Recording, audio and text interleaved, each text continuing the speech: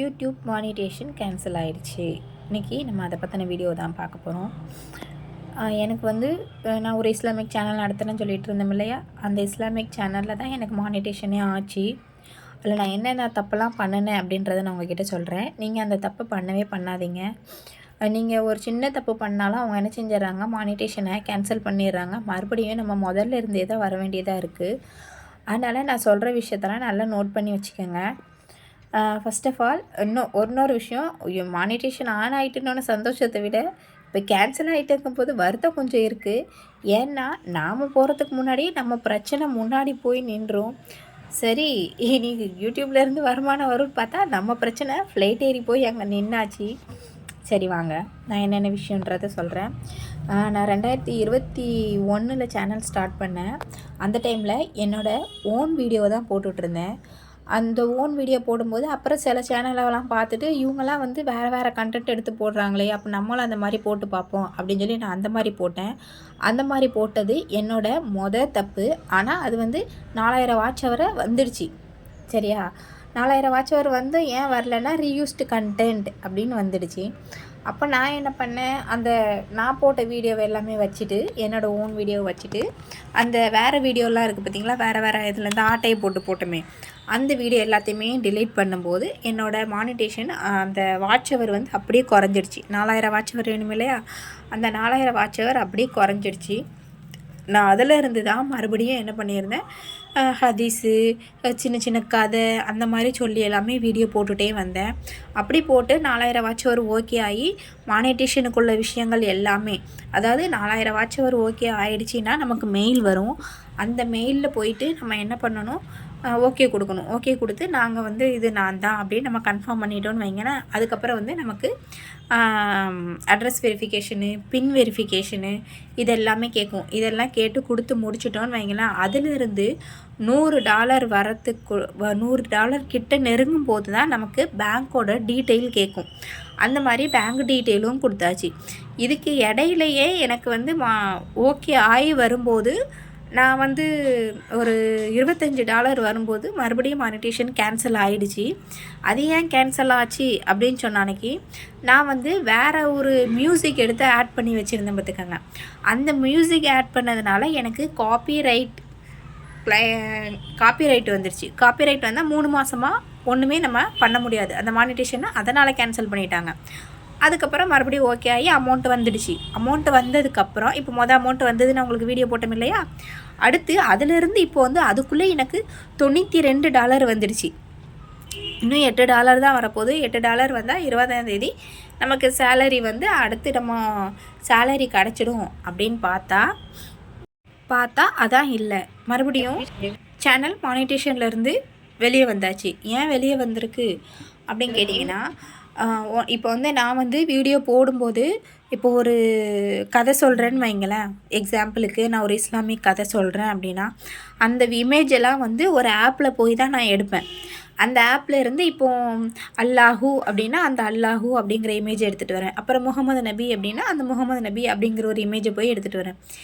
இந்த இமேஜை நம்ம இப்போ ஒரு இமேஜ் எடுத்தோன்னா அந்த ஒரு இமேஜை ஒரே ஒரு வீடியோவுக்கு தான் நம்ம யூஸ் பண்ணணும். 2 வீடியோக்கும் யூஸ் பண்ணிக்கலாம்னு சொல்லி யூடியூப் தரப்பில் இருந்து சொன்னாங்க. ஆனால் நான் அந்த ஒரு இமேஜை வச்சுட்டு சரி கேலரியில் நிறைய ரெம்பி வடியக்கூடாது அப்படின்றதுக்காக வேண்டி அந்த ஒரு இமேஜை வச்சே நான் என்ன பண்ணேன், ஒவ்வொரு தடவையும் அடுத்தடுத்த வீடியோவுக்கு நான் யூஸ் பண்ணிக்கிட்டே இருந்தேன். அதனால் எனக்கு மானிட்டேஷன் 1 கேன்சல் ஆகிட்டு அப்படின்னு சொன்னாங்க. அப்புறம் கதை, இப்போது நம்ம வந்து ஒரு கதையை வந்து கூகுளில் இருந்து எடுக்கிறோன்னு வைங்களேன், அந்த கதையை அப்படியே சொல்லாமல் கூட எக்ஸ்ட்ரா நம்ம கையிலேருந்து ஏகப்பட்டது எதையாவது போட்டு அப்படியும் நீங்கள் சொல்லுங்கள். அப்படின்னா தான் உங்களுக்கு வந்து மானிட்டேஷன் ஆகும், இல்லைனா மானிட்டேஷன் கேன்சல் ஆகிடும் அப்படிங்கிறது ஒரு விவரத்தையும் சொன்னாங்க. அதுக்கப்புறம் சரி இந்த மாதிரி பண்ணால் தான் கேன்சல் ஆகிடுது. அதாவது ஒரு இமேஜை வந்து நம்ம ஒரே இமேஜுக்கு யூஸ் பண்ண முடியாது இல்லையா, வேறு நமக்கு அது மைண்டில் இருக்காது. நம்ம இந்த இமேஜை யூஸ் பண்ணோம், இந்த இமேஜை யூஸ் பண்ணோம் அப்படின்றது நம்ம மைண்டில் இருக்காது. அப்படிங்கிறதுக்காக வேண்டி நான் என்ன பண்ணேன், ஸ்க்ரோலில் போவோம் பார்த்திங்களா, இப்படி போய்கிட்டே இருக்கும். நீங்கள் சில யூடியூப்லலாம் பார்த்துருக்கலாம், ஸ்க்ரோல் ஆகி போய்கிட்டே இருக்கும், மேலே அப்படி போயிட்டே இருக்கும். நம்ம அதை அப்படியே வாசிச்சுட்டே வரலாம், நீங்களும் வாசிக்கலாம். அந்த மாதிரி போட்டேன். அந்த மாதிரி போடும்போதும் நம்ம இங்கே என்ன சொல்கிறாங்கன்னா, இப்போ வந்து அது வந்து நோட் பேடில் போயிட்டு தான் ஸ்க்ரீன்ஷாட் எடுத்து அந்த ஸ்க்ரோல் பண்ணுறத நம்ம கொண்டு வருவோம்.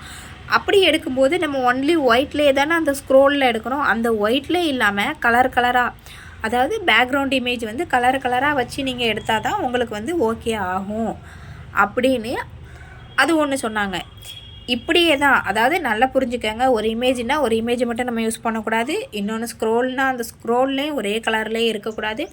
தம்ப்லைன் வைக்கும்போது டிஃப்ரெண்ட்டாக தம்ப்லைன் இருக்கணும். அந்த எழுத்துக்களும் சும்மா கலர் கலராக இருக்கணும். இப்போ ஒரு இமேஜுக்கு நம்ம ரெட் கலர் வச்சுட்டோன்னா அடுத்த ஒரு தம்ப்லைனுக்கு நம்ம எல்லோ கலர், அப்படி டிஃப்ரெண்ட்டாக வைக்கணும் அப்படிங்கிறத தான் நமக்கு சொல்கிறாங்க. நான் இந்த தப்பெல்லாம் பண்ணிவிட்டு இப்போது மானிட்டேஷன் இல்லாமல் இப்போ மறுபடியும் நான் என்ன பண்ணணும், முதல்ல இருந்து வரணும். வாட்ச் ஹவர் 1லேருந்து மறுபடியும் கொண்டு வரணும் அந்த சேனலை. அது என்னால் முடியுமா இல்லையாங்கிறது தெரில. ஏன்னா ஏற்கனவே 2001லேருந்தே நம்ம மெனக்கிட்டு இருக்கோம். இதுக்கப்புறம் நான் மெனக்கிடுவேனா இல்லையாங்கிறது தெரியல. அதனால தான் நான் இப்போ என்ன பண்ணுறேன், தையல் வீடியோ போடுவோம் அப்படிங்கிறதுக்காக வேண்டி தான் தையல் வீடியோவை போட்டுட்டு நான் உங்ககிட்ட தச்சிக்கிட்டே பேசுகிறேன் பார்த்துக்கங்க. அதனால் நீங்கள் என்ன பண்ணுங்கள், வளர்ந்து வர்ற யூடியூபராகவும் இருக்கட்டும், இல்லைன்னா ஒரு சேலரி 2 சேலரி வாங்கினவங்களாகவும் இருக்கட்டும், நீங்கள் உங்களோட ஓன் வீடியோ போடுறீங்கன்னா பிரச்சனை இல்லை. இப்போ இல்லை நான் இந்த மாதிரி கதை தான் சொல்கிறேன், ஏஐ மூலியமாக போடுறேன் அப்படின்னாலும் அந்த ஏஐ மூலியமாக நீங்கள் போடும்போதுமே ஒரே இமேஜாகவே வைக்காமல் அதுவும் கொஞ்சம் டிஃப்ரெண்ட்டாக யூஸ் பண்ணுங்கள். நீங்கள் வந்து இப்போ ஒரு இமேஜ் எடுத்துட்டிங்கன்னா அந்த இமேஜை வந்து வீடியோவாக ஆக்குறதே யூடியூப்லேயே இருக்குது. அந்த யூடியூப் போயிட்டு நீங்கள் அந்த ஷார்ட்ஸுன்னு தொட்டிங்கன்னா அதில் வந்து மேலே ஒரு மாதிரி ஸ்டார் சிம்பிள் மாதிரி இருக்கும். அதில் போயிட்டு நீங்கள் பண்ணாலுமே உங்களுக்கு அது வீடியோ மாதிரி அதுவே எடுத்தே கொடுத்துரும். அது இப்போ நீங்கள் ஒரு இமேஜ் தான் வச்சுருக்கீங்க, இல்லைன்னா ஒரு டெக்ஸ்ட் பண்ணுறீங்க, இப்போ வந்து கோல்டு அப்படின்னு நீங்கள் போட்டிங்கன்னா அவன் தங்கமாக நிறைய அப்படியே அள்ளி கொட்டுவான். அந்த மாதிரி யூடியூப் தரப்பில் இருந்தே நமக்கு என்ன பண்ணுறாங்க, வீடியோ மாதிரி எடிட் பண்ணியே நமக்கு தாராங்க. நீங்கள் அந்த மாதிரி வேணால் ட்ரை பண்ணி பாருங்கள். நான் செஞ்ச தப்பை நீங்களும் செய்யாதீங்க. ஏன்னா நமக்கு வந்து பணங்கிறது ஒரு முக்கியமான விஷயமாக தான் இருக்குது. அதுலேயும் சிங்கிள் மதர், அந்த மாதிரி சிங்கிள் ஃபாதர், அவங்களுக்குலாம் ரொம்ப இருக்குது. இல்லை வந்து 2-3 குழந்தைங்க அப்படின்னு வச்சுருக்கும்போது நமக்கு படிப்புக்கு அதுக்கு இதுக்கு முக்கியமாக யாராக இருந்தாலும் சரி எல்லாருக்குமே பணம் தேவையாக தான் இருக்குது. அதனால் நீங்கள் இந்த தப்பை பண்ணாதீங்க. இந்த தப்பை பண்ணாமல் இருந்தீங்கன்னா நம்ம அடுத்தடுத்து போய்கிட்டே இருக்கலாம். நீங்கள் ஏதாவது ஒரு வீடியோ போடுறீங்கன்னா அந்த வீடியோவுக்கு தகுந்தால தான் நிறைய பேர் பார்த்தா அப்படிலாம் பேசுகிற மாதிரிலாம் தெரில, தச்சிட்டே வேறு எதாவது பேசுகிறாங்க, சமையல் செஞ்சுட்டே வேறு எதாவது பேசுகிறாங்க. ஆனால் உங்களோட ஓன் வீடியோவாக இருக்கணும். எந்த வீடியோக்கும் காப்பிரைட்டோ ஏதோ அந்த மாதிரி வராமல் பார்த்துக்கங்க. இது என்னோடய ரிக்வெஸ்ட்டு உங்களுக்கு. நான் வந்து 2021லேருந்து இப்போ 26 வந்தாச்சு. அதுக்குள்ளே ஒரே ஒரு சேலரி தான் வாங்கினேன். அந்த சேலரியும் சரி அந்த வந்ததோடு போச்சு. இனிமேல் நீங்கள் ஓப்பன் பண்ணும்போது இந்த மாதிரி கரெக்டாக பார்த்து பண்ணுங்கள். எதாக இருந்தாலும் ஏதாவது டவுட் இருந்தால் கேளுங்க, கண்டிப்பாக நான் சொல்கிறேன். இல்லை வீடியோ வந்து நீங்கள் அந்த ஷார்ட்ஸ்லேருந்து எப்படி எடுத்தீங்க அப்படிங்கிற மாதிரி, அந்த இமேஜை வச்சு எப்படி வீடியோவை போடணும் அப்படிங்கிற மாதிரி கேட்குறாந்தா கூட கேளுங்க. ஏதாவது டவுட் இருந்தால் கேளுங்க, நான் உங்களுக்கு அதை வீடியோவாகவே பதிவு பண்ணுறேன். தயவுசெய்து இந்த தப்பை பண்ணிடாதீங்க, மானிட்டேஷன் கேன்சல் ஆகிடும்.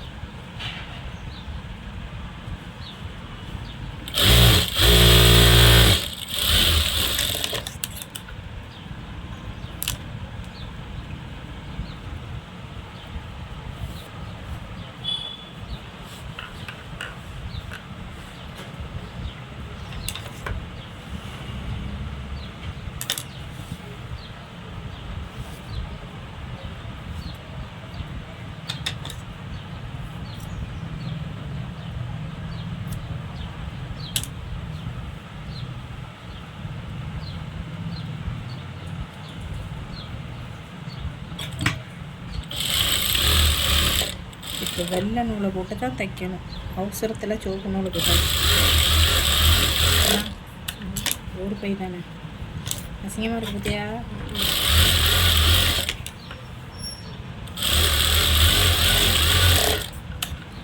சர்ச் பை ரெடி. கிறிஸ்துவுக்குள் எப்போதும் எங்கள் வெற்றி பணி சிறக்க எல்லா இடங்களிலும்